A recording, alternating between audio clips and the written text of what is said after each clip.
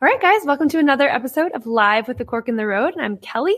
I'm your wine explorer here in Atlanta, Georgia, and I am chatting with people who are shaping the Southeast wine industry. Today, I'm up in North Georgia mountains. I am sitting in the home of the owners of Yonah Mountain Vineyards, and I am with their son. He is part owner / general manager, Eric Miller. Thank you for joining us today. Thanks for coming. Thank you. I'm so glad to be up here in fresh air, and it's just a rainy but still beautiful day. Right. So tell me what you do. I know you work with your family. So what do you do for the vineyards here? What do I do for the vineyards here? That's a good question. I like to say everything. So as general manager, everything has to kind of go through me. So, I mean, everything from hiring to, setting the standards of what we want our staff to do, to managing the managers, keeping my father happy. That could be a full-time job. Is it hard to do? Is it hard to keep him happy?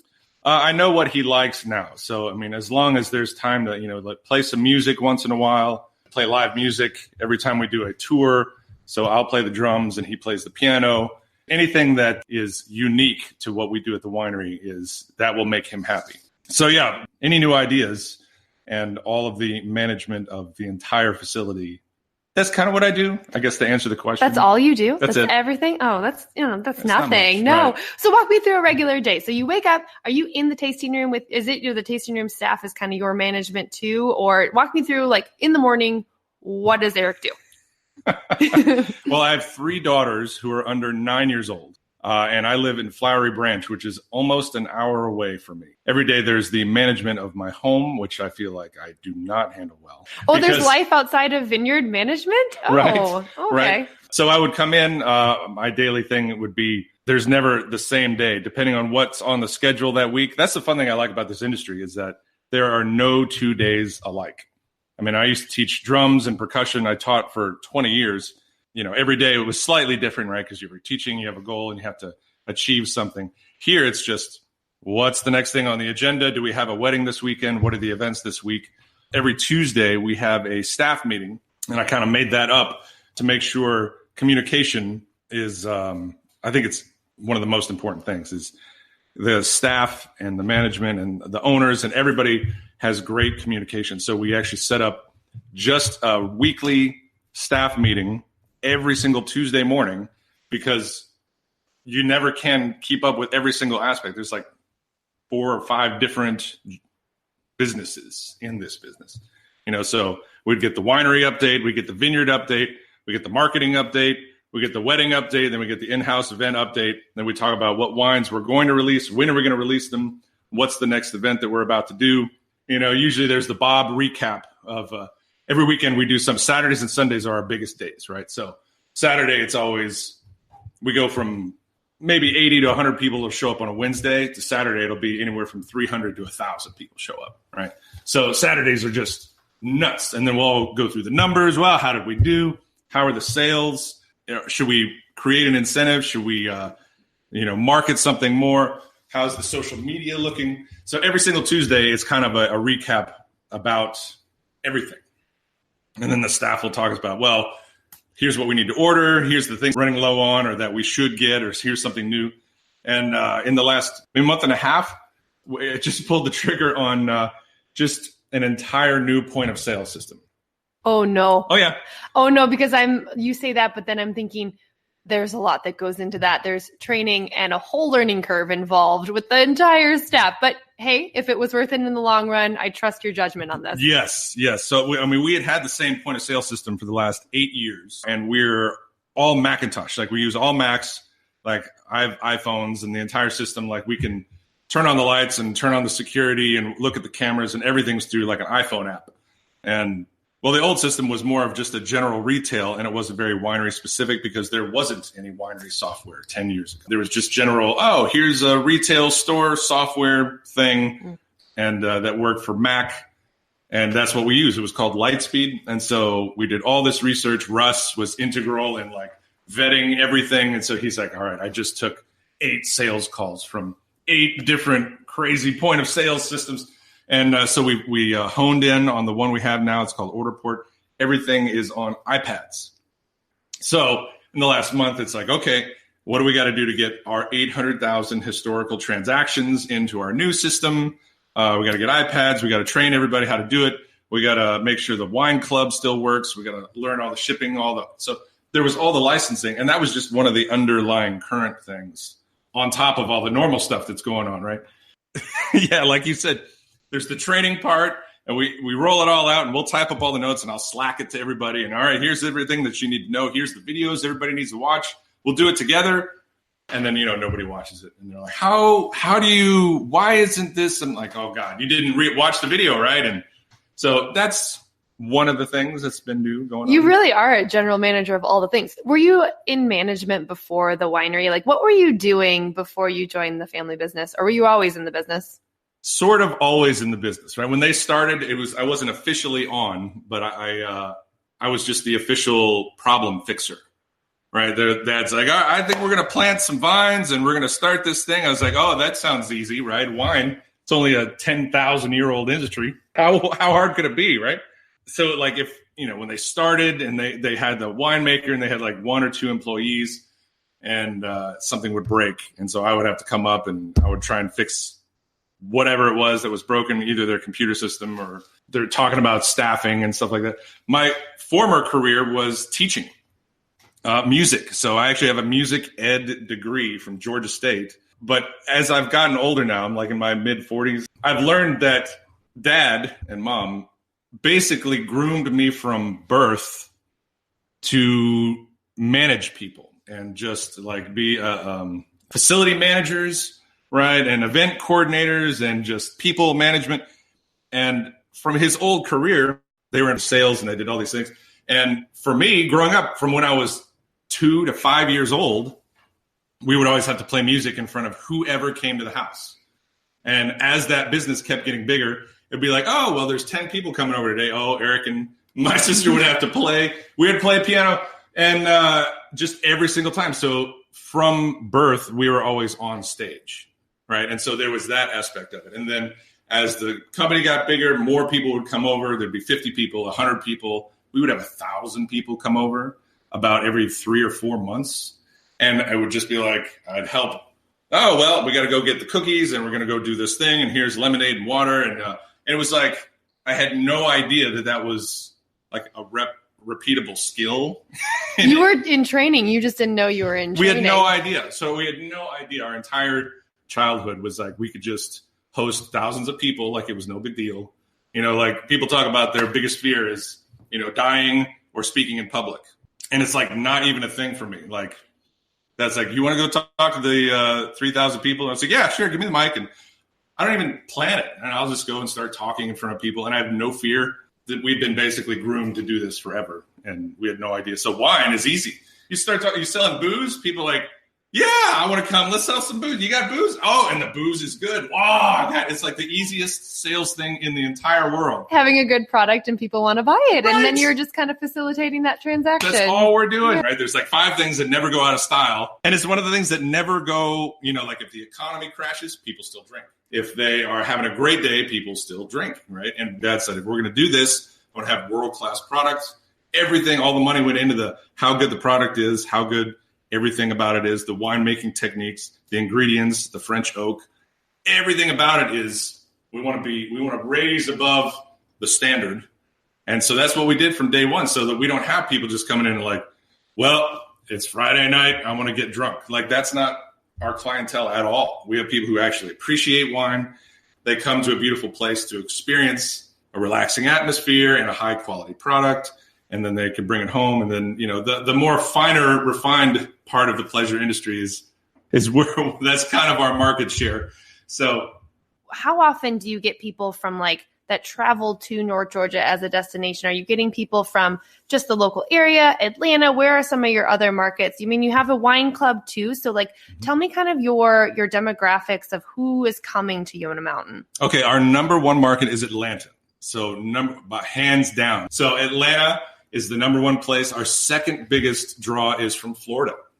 Wow. Which is interesting. Hilarious. Driving up from Florida. Driving up from Florida. So Florida people are tired of the beach, right? And everyone here in Georgia, and we're like, oh God, all I want to do is go to the beach. And everybody in Florida is like, you know what? Forget the beach. Like, I want to go see a mountain. So we have a lot of people driving up from coastal regions to come and visit the mountains because it's not something they have. This is the vacation from the beach. Correct. Now, you have the wine club. Walk me through what that entails. Are you shipping wine to folks across the country, or is it like a quarterly thing, or what's the wine club? Because I know that's a lot of work to manage in general. It is. So it's funny you ask that, because with this new point of sale system, we are now expanding and going to create a second whole club. So our original club, we just call it the Yonah Mountain Wine Club, and there's no fee to join, and all you have to do is buy wine to get in, and you have to promise that you will buy wine like a certain amount a year. Like the Bronze Club, you got to buy 8 bottles within a calendar year. So from January 1st to December 31st, you got a whole year to do it. And that can be any bottles of your selection of your portfolio. Okay. Correct. All right. So 8 in a year for bronze, 12 in a year for silver, and 24 within a year for gold, and then you get 10% or 15% or 20% discount off of any wine you purchase. Any glass of wine, you get a free tasting whenever you show up. You get a free cave tour whenever you want to come. Even the Gold Club, you can bring 2 people and do the cave tour for free. So Dad always wanted a club that was different from all the other Napa wineries. Like, he wanted it to be more of an interactive thing. And when we were smaller, it was perfect because you had to come back and say, oh, let me come back and pick up my wine and everything. So now we want to add a subscription-based wine club model, right? And that's what most of the wineries in the world do.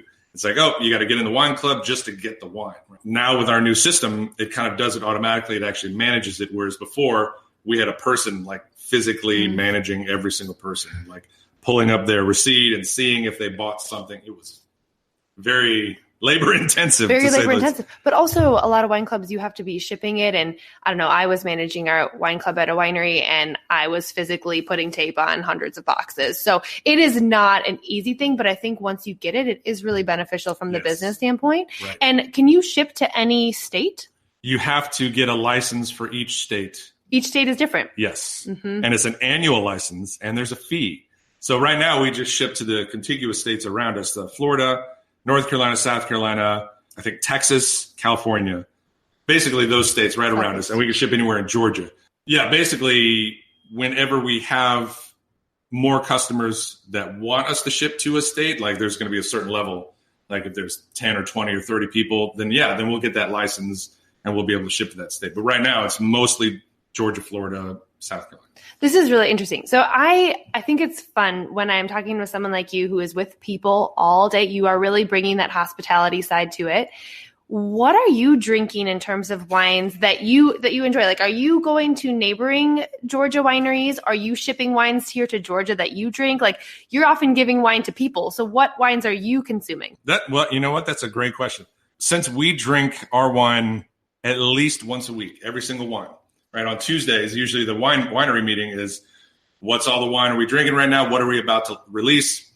And, Dad is obsessed with blind tasting. So whenever we taste our wine, we're pulling out one of his wines every single time. So for reds, like every Tuesday, we're going to try every single thing and then Dad will pull it out. And now as I've been getting older, my palate is changing. And now, for whatever reason, I'm way into whites. And I love trying new whites. And first, it was like Chardonnay. We all love Chardonnay. We loved oaky, buttery Chardonnays. And, now as we progress, it's like, a little steel, like a little drier Chardonnay, not malolactic. Those are nice, too. And even in the last 3 years, Viognier has now been something that I really like. And I started a whole new project just 2 months ago with dry Rieslings. Oh, perfect. And I was like, everyone's talking about dry Rieslings in the wine world. And I was like, we don't have any of them. And I know generally people think about Rieslings, oh, they're sweet. And that's what they use as a standard. Oh, do you have anything like a Riesling, that's sweet? And we're like, no, we don't. We have all dry. We're 100% vinifera. But we have some friends that own wine shops, and they're always our go-to people. And I was like, all right, I want to try dry Rieslings. And he's like, I got you. And he sent 8 different dry Rieslings, like all from Germany. He goes, these are some of the best. And here's some from 2001, 5, 8, 11, 17. And he gave us the whole gamut of dry Rieslings. And he said, these are the ones considered sweet and then off dry and then dry. So we're learning all about it. And I bring it all in. And I was like, all right, Dad, let's try these. And we lined them all up. We had 9 and we ranked them. We said, okay, out of these 9 wines, what do we like? And that's how we make any new wine. And that's what we do here. I was like, if we're going to do a Viognier, let's try all the best Viogniers. And that's what he did with all the Pinots and the Cabernets and Cabernet Francs and all the reds Dad loves. So now I'm doing it with the whites. And so we've got a new Viognier coming out. Ooh, is it one that's grown here? Where are you getting the Viognier grapes? Oh, no. Yeah, we're getting Viognier from California. From California, okay. The best Viognier we've ever had is Dariouche. Awesome. If you've never had a Dariouche Viognier, it'll. I have not. But I'm seeing more Viognier in California every time I go out there. So I'm seeing that a lot. That's so perfect. we try them at all the different places. I mean, Joseph Phelps and all the high-end Napa wineries. And I think Mom and Dad mentioned it. We're going to Napa twice a year now. And we go and we meet all the growers and we talk to all the people. And they love it. They love sending us grapes because they're all very proud of their fruit. Interesting. And so we're getting our fruit from Lake County. And so we're getting the same fruit that the Napa wineries are getting. And so whenever we want to try something new, like a Viognier or a Riesling, we go and we have a broker and she sets us up and she's like, I'm going to take you to the farm. Here's their wine. You can try everything. And then we see what we like what the fruit tastes like as fruit, what the wine they produced tastes like as wine. And you kind of get a baseline of what you can do with their material. And you're bringing the grapes in whole, I'm assuming. Yes. You're bringing them to your facilities to process. So when people say, oh, but you're a Georgia winery, but you're using California fruit, how do you kind of respond to that and navigate that kind of balance between the two worlds? There's a huge discussion about that. We care about it, right? I mean, our whole goal is like, if we can grow everything here, we would do it. But Georgia is a very difficult place to grow vinifera. You don't say. No. Yeah, right? You got to be at least 1,000 feet above sea level. Napa has this unique climate where they don't get rain. And here we are, like last year, record rain from the last century, 130 inches during the growing season. So we're not going to be like, here you go, it's Georgia fruit. And that's from day one. He said, if whatever we grow or what we make here isn't up to our standards, we're not going to sacrifice our quality. Luckily, we have made several years of fantastic fruit. Our Chardonnays, we can only really make a meritage, right? Because the amount of fruit that we're growing in our reds, our Bordeaux blend, we make a meritage. We don't ever have enough to make a standalone. So we make our blend of what we've got and we make our meritage every year. And every year it's very good. And I think sets new standards for kind of a quality of Georgia fruit in our meritage. And every year it's been getting better and better. 16 has been the pinnacle because it was the driest, sunniest year we've ever had. They said best year in 100. And then 17 and 18, it was like downhill again. They're like, nope, we gave you 16. Like, we'll see you again in 2027. And so I don't know, Bob, you mentioned like last year, 2018 was the worst growing season we've ever had. We had 80% loss of fruit. And that was from wet rain during harvest. Not even during harvest. Just in general. From the flowering. Like right now, if you look at our vines, the leaves are just starting to come out. And right after bud break, the flowers come out. And that's what forms the clusters of fruit. And that is their most sensitive time. They're very vulnerable at that point. Exactly. Mm-hmm. And last year, Helen got that huge rainstorm, and it was almost like hurricane-like, and it knocked all those tiny little flowers off. The vines didn't recover, and we had 80% loss. 80% loss in 2018. So when you do have a wine from Yonah in 2018, just know the hardship that was involved to scrape that from the barrel, I feel, at this point. We did, yeah. We made a Sauvignon Blanc. We have an estate, and there's 50 cases of it. Wow. I think that's iconic. I think it's going to be the iconic 2018 hardship year. But from a business standpoint, there are very few industries that have to go and think that much loss in one season. I mean, out of your control, like completely out of your control. Right. And let's all remember that wine comes from the earth to begin with. Right. So it's a good reminder of that. Now, do you travel for wine? Do you go to other regions? I mean, you go to Napa. Have you been any other world wine regions? Do you like traveling for wine? Oh yeah. It's fascinating because Dad loves to take club members and us on family trips, and we try to do these wine trips. And about every other year we go to Napa, and then every other year we go on an international trip. So we've been to France twice. We've been to Italy twice. They just went to Australia without me. So they went to Australia and New Zealand, and they went to all the wineries and all this stuff. So when we go and we know we like something that's high quality, all right, and then you start learning you start there, and then you back up, and he's like, oh, well, here's ancient winemaking techniques. This is where this has come. This is why this happened. Napa started blowing up in the 60s, and now here they are today, one of the biggest regions in the world. And Dad made me go to like the sommelier class, the intro class, which blows one's mind. It really does. There's like a book this thick, and they go through and they talk about it. But the funny thing is, less than 1% of the entire class is about production or how to make the wine or what you do it, which is everything I knew. Everything else there's about service, and it's about learning and history. And this is all the 4 languages you have to learn. So when we went, and you go as a producer, is what they call them in Europe, and they look at people who produce wine like they're special. We had no idea. And, we're just us, right? And like, we like everybody. We treat everybody the same. And so our tour guide was a master of wine. And so she is very reverent with the wineries. The family has owned this for 18 generations, and no one ever gets to meet the winemaker, but you guys get to meet the winemaker. And we're like, hey, we grow wine in Georgia. They're like, Georgia? Like, where is that? Like, y'all come over sometime. Yeah. I had to come up with my own phrase to explain where Georgia was. I was like, you know where Disney World is? They're like, yes, Disney World. I was like, it's north. It's north of Disney World. So every time we went to a new winery, we'd meet these super famous people, and we would sit here and talk about things that they had no idea about. In France, they've been making wine and growing grapes in those regions for hundreds of years. So it's a law. They can't experiment. They can't try something new. They can't say, oh, I want to grow a Viognier this year. Like, nope. They have to grow what they have and be what they are. And there's something beautiful about that too. It really is you go to that world-class region for that type.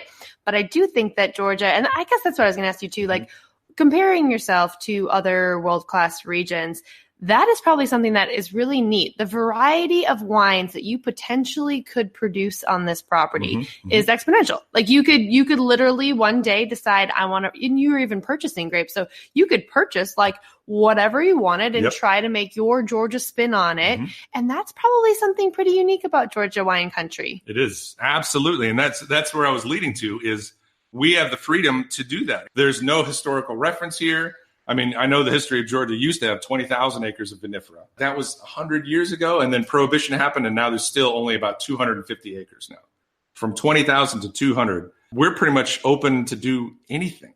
And so whereas France and Italy and Spain and all of Europe, they know exactly what grows well, everybody in Georgia is like, well, let's try it. Everybody, it's an experiment. So every row that we have, every hill is a different microclimate. And those are the other things, we reference when we purchase grapes. When you purchase a vine, you got to tell them what kind of rootstock you want and what kind of clone. Again, everybody's guessing. Okay, well, when will we know? They're like 7 years. And that's the best guess given right now. Well, is there a statewide organization in Georgia that helps with that? Like, I'm asking this as a point. I feel like, is it next? Do you think that'll happen as a statewide support for kind of the agriculture side of winemaking here? It's funny you mentioned that, because 3 years ago, we helped facilitate that. It was a friend of mine. He was our marketing guy before he moved back to Boston. His name was John. John and I talked about we need a statewide organization, and we hooked up with Emily DeFore, who was formerly at Habersham. And we said, there's no support here in the state. There's all these different wine regions. There's southern Georgia, which does nothing but muscadine. There's middle Georgia, which is a different region. They kind of do some vinifera and most muscadine. And then there's North Georgia, where we mostly do vinifera. When we first started this whole thing, there were 6 wineries 10 years ago. Now there are 28. Wow. Right? And there's more of a communal help. And so John had, his former job was in the Georgia Department of Economic Development, which is tied in closely with agriculture and tied in with tourism. And wineries have this agro-tourism thing. And we're like, why don't we have an agro-tourism department pushing for wineries? So 3 years ago, we hooked it all up and we said, all right, let's form this thing. And John got his contacts, and we got with Emily. She did most of the work. Like we kind of all got together. We had this idea, and I'm like, why don't we just do this? And Emily's a doer, and she got it all together. And so we all formed. There's a bunch of people that did it. Formed Georgia Wine Producers. So this is the 3rd year in its existence. So GWP is the first statewide Georgia wine. That's fantastic. It's the whole thing. So we just started that like 3 years ago. Emily's president, and there, you got to make it up. You're like, well, what should we do? The first people are like, let's get money from the government. Other people are like, no, let's change the taxes. No. Other people are like, let's just focus on education, and let's get University of Georgia person to come in and form a new position where they just talk about viticulture. And so that was some of the first things that the North Georgia people were working on. And once GWP got together, it all kind of happened at the same time. So they put a person in place in North Georgia, and nobody really agreed on what the first priority should be. Now they're a lot better at it. Now there's like, okay, here's our 5-year plan. And to answer your question, that's in there is we should have someone or some kind of assistance program to walk people through. How do you start a winery? What are the 15 licenses you got to get? Who do you got to talk to in the state, county, federal government, all this stuff?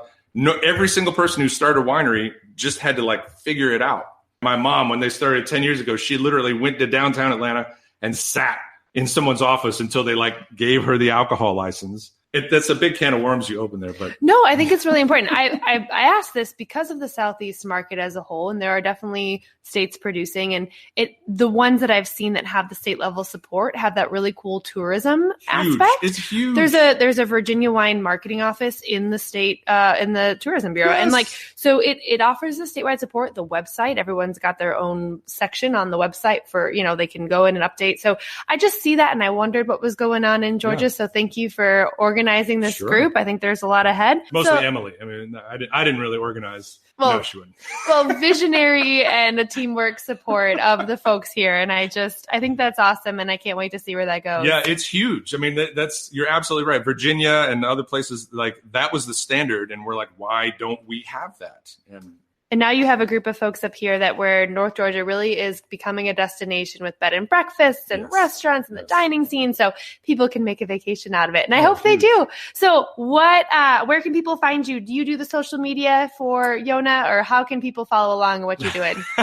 No, I handed that off to younger people than me, but we have Instagram, just hashtag Yonah Mountain Vineyards with an S. Then we have our secondary label, which is called Young American. So that one's easy. It's just Young American Wine, and we have that one on lockdown, right? So anything is Young American Wine, that's us. And we have even a second webpage. So we have a YonahMountainVineyards.com webpage, and we have a YoungAmerican.wine. And so both of those, they kind of communicate, and you can go online and you can order tickets and order wine and have it shipped to you right through the website.